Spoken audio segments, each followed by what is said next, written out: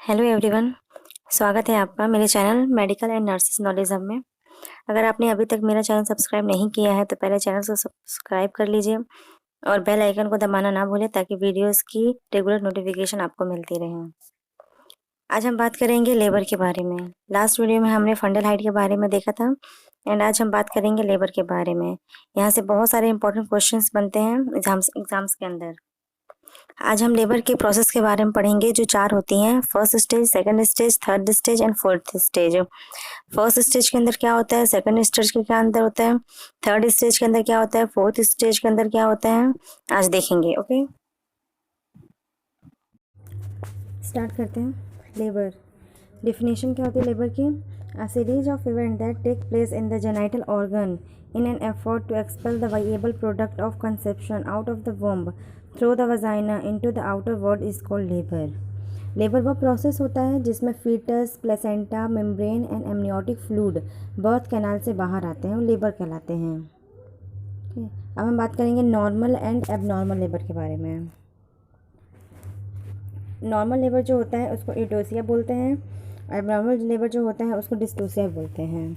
Normal labour की कुछ parameters दिए गए हैं, अगर उन पैरामीटर्स को फॉलो करते हैं तो वो नॉर्मल लेबर कहलाते हैं। जैसे टर्म डिलीवरी होनी चाहिए, विथआउट एनी कॉम्प्लिकेशन होनी चाहिए, मतलब कोई भी कॉम्प्लिकेशन नहीं होना चाहिए डिलीवरी के टाइम पे, और कोई भी डिलीवरी के टाइम पे कोई भी इंस्ट्रूमेंट यूज़ नहीं किया जाना चाहिए।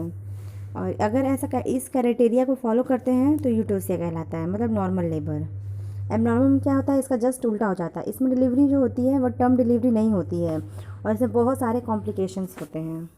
ओके,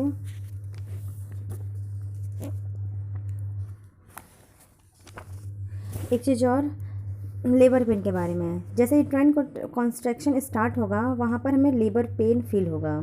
इसे 2 कैटेगरी में डिवाइड किया गया है, फॉल्स लेबर पेन और ट्रू लेबर पेन। जो फॉल्स लेबर पेन होता है ये ट्रू लेबर पेन से 1 से 2 हफ्ते पहले हमें फॉल्स लेबर पेन फील होता है। इसके अंदर जो पेन होता है वो कैसा होता है, डल पेन होता है, मतलब धीरे धीरे पेन होता है। और इसका जो absent of dilatation of cervix होता है, मतलब जो सर्विक्स होता है उसमें डायलिटेशन नहीं होता है और इसमें शो भी प्रेजेंट नहीं होता है। और ट्रू लेबर पेन में क्या होता है, इसमें जो पेन होता है बहुत ज़्यादा तेज़ पेन होता है और सर्वाइकल डायलिटेशन भी होता है और शो भी प्रेजेंट होता है, और जो दर्द होगा वो बहुत तेज़ होगा और बार बार होगा और थोड़ा टाइम तक रहेगा। ठीक है,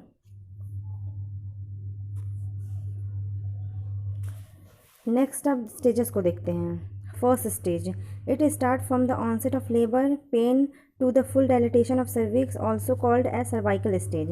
Average duration for primary gravida is 10 to 12 hours and for multigravida 5 to 6 hours. It mainly consists of 3 phases. First stage के अंदर क्या होता है, सर्वाइकल डायलिटेशन जो होता है, जो सर्वाइकल डायलिटेशन होता है वह 10 सेंटीमीटर या 4 फिंगर तक सर्वाइकल डायलिटेशन होता है। और इसकी ड्यूरेशन की बात करें तो फर्स्ट स्टेज का ड्यूरेशन जो होता है वह प्राइमरी ग्रेविडा में एंड मल्टी ग्रेविडा में जो होता है वो डिफरेंट अलग अलग होता है। प्राइमरी ग्रेविडा में जो इसकी टाइमिंग होती है वो 10 से 12 घंटे होती है और मल्टी ग्रेविडा में जो इसकी टाइमिंग होती है वो 5 से 6 घंटे की होती है और इसको सर्वाइकल स्टेज भी बोलते हैं। ओके, अब हम बात करेंगे इसके फेजेस के बारे में। सर्वाइकल डायलिटेशन जो होता है इसके 3 फेजेस होते हैं, लेटेंट फेज जिसको सर्वाइकल डायलिटेशन बोलते हैं, एक्टिव फेज एंड थर्ड है ट्रांजिशनल फेज। फर्स्ट है लेटेंट फेज। इसमें क्या होता है, it is prior to active first stage of labour and may lost for 6 to 8 hours in primary gravida the cervix dilatation from 0 to 4 centimetre. इसका जो cervical dilatation जो होता है वह 1 से 4 सेंटीमीटर सर्वाइकल डायलिटेशन देखने को मिलता है। दूसरा क्या होता है, इसमें जो यूट्राइन कॉन्ट्रैक्शन होता है वो 15 से 30 मिनट में रिपीट होता है और जो इसकी यूट्राइन कॉन्ट्रैक्शन जो होता है वो 15 से 30 सेकेंड तक रहता है। और इसमें क्या होता है, मदर जो होती है वह नॉर्मली बात करती है, मतलब रेस्टलेस कंडीशन में नहीं होती है।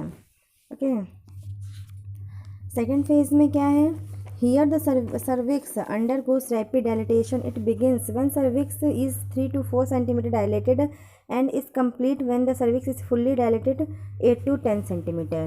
इसमें क्या होता है, इसका जो सर्वाइकल डायलिटेशन होता है वो 5 से 7 सेंटीमीटर डायलेट होता है और यूट्राइन कॉन्ट्रैक्शन जो होता है वो 3 से 5 मिनट में रिपीट होता है बार बार, और इसका जो 45 से 60 सेकेंड तक यूट्राइन कॉन्ट्रैक्शन रहता है और इसमें जो मदर होती है वो रेस्टलेस होती है। थर्ड क्या है, ट्रांजिशनल फेस, इसमें क्या होता है, it is the stage of labour when the cervix is from around 10 centimetre dilated until it is fully dilated. इसका जो सर्वाइकल डायलेटेशन होता है वो 8 से 10 सेंटीमीटर तक सर्वाइकल डायलेटेशन होता है इसमें। और यूटेराइन कॉन्स्ट्रक्शन जो होता है इसमें 2 से 3 मिनट में रिपीट होता है और 60 से 90 सेकेंड तक यूटेराइन कॉन्ट्रैक्शन रहता है इसमें थर्ड फेज में। ओके, नेक्स्ट हम बात करते हैं सेकेंड स्टेज ऑफ लेबर की। It start from the full dilatation of the cervix to the expulsion of the foetus from the birth canal. Second stage of labour में क्या होता है, जैसे ही सर्वाइकल डायलेटेशन कंप्लीट होता है, मतलब full dilatation of cervix 10 centimetre complete होगा, तब से क्या स्टार्ट हो जाएगा, second stage of labour. Second stage of labour के अंदर क्या देखने को मिलेगा हमें, एक्सपल्सन ऑफ फीटस। फीटस जो होता है वो बाहर आ जाता है और फीटस के बाहर आते ही सेकेंड स्टेज जो होता है वो कंप्लीट हो जाता है। Okay, third stage of labor, it start after the birth of the baby and in with the expulsion of the placenta, umbilical cord and membrane. Average duration is 15 to 30 minute. Third stage of labour में क्या होता है, इसके अंदर क्या होता है, expulsion of placenta, placenta का एक्सपल्सन हो जाता है, अम्बिलाइकल कॉर्ड का एक्सपल्सन देखने को मिलता है। इसकी बात करें ड्यूरेशन की, तो ड्यूरेशन इसका 15 से 30 मिनट का होता है एक्सपल्सन ऑफ प्लेसेंटा का। ओके, नेक्स्ट हम बात करेंगे फोर्थ स्टेज ऑफ लेबर का। This is the stage of observation from around 1 to 4 hours after the delivery. This period is important to fully care general condition of the mother. Fourth stage जो होती है वह 1 से 4 घंटे की होती है। डिलीवरी के बाद 1 से 4 घंटे तक मदर को हम ऑब्ज़र्व करेंगे। और इसमें मेनली क्या ऑब्ज़र्व करते हैं, इसमें मेनली हम बीपी पल्स रेट में ऑब्ज़र्व करते हैं, क्योंकि बीपी और पल्स का ना जो जो इसका पैरामीटर्स होते हैं वो फ्लैक्चुएट होते हैं।